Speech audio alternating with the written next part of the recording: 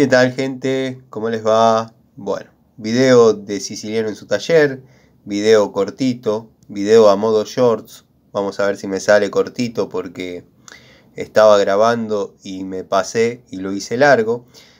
Creo que va a ser lo mismo en este caso, pero bueno, quería mostrarles este elenco de pinzas que vengo mostrando hace unos días, dado que compré el alicate de 8 pulgadas, me faltaba.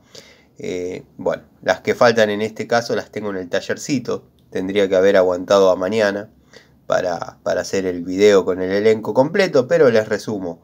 Falta el alicate de 6 pulgadas, falta la pinza de 6 pulgadas, pinza universal obviamente, y después más o menos el elenco quedaría compuesto así.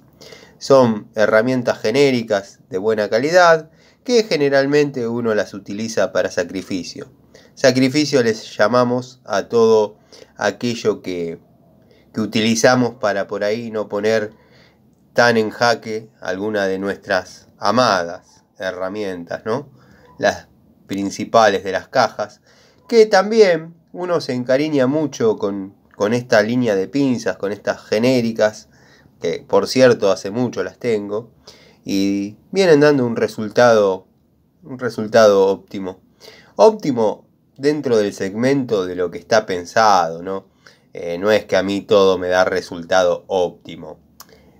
O sea, si pagamos X cantidad de plata, una unidad de estas, y nos evita de maltratar a una, por ejemplo, llamémosle Inco.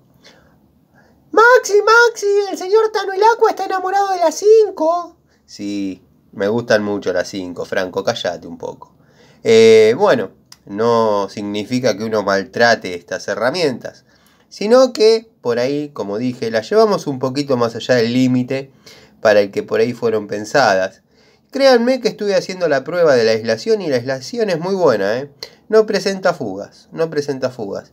Una sola de las dos pinzas universales presenta una pequeña fuga, pero bastante cerca de un voltaje importante.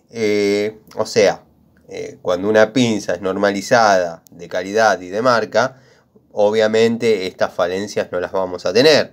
Pero estamos hablando de una herramienta que podemos trabajar tranquilamente hasta 220 volts.